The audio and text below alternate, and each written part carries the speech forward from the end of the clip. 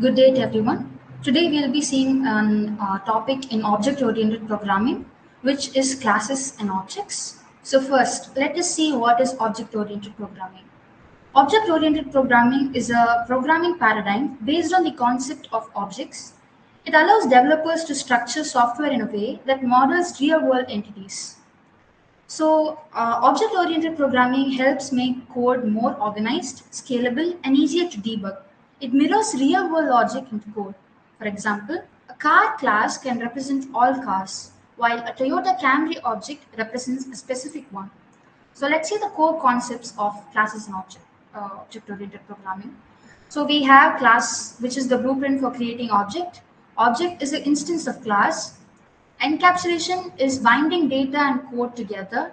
Abstraction is hiding complex details. Inheritance is reusing code across classes. And polymorphism is many forms of a method or object.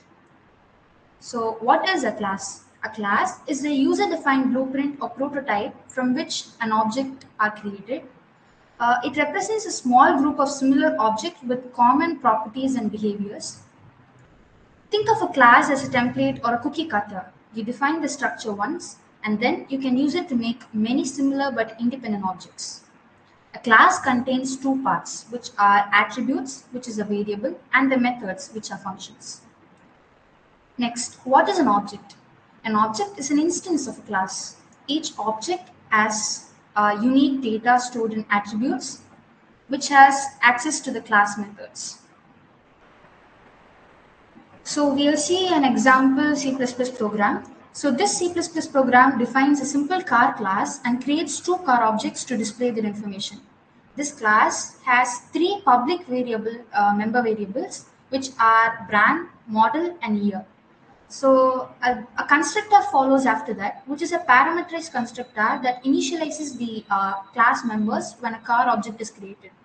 Then we have the member function void display info, and this function prints out the car's details. Then comes the main function, which creates two car objects, car1 and car2. And it calls the display info function for both, which prints the output on the right, which is brand Toyota, model Camry, and year 2020. And the next car2 will be a Honda, model Civic, and year 2022.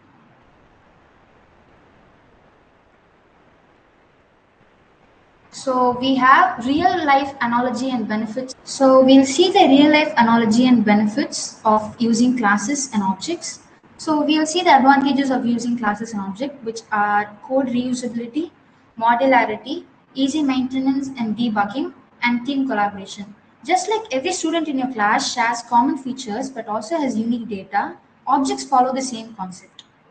So we have the key features and terminologies of classes and objects. First will be constructor, automatically called when an object is created, and self slash keyword, which refers to the current instance of the class. Access specifiers are of three types, which are public, private, and protected. Public can be accessible anywhere.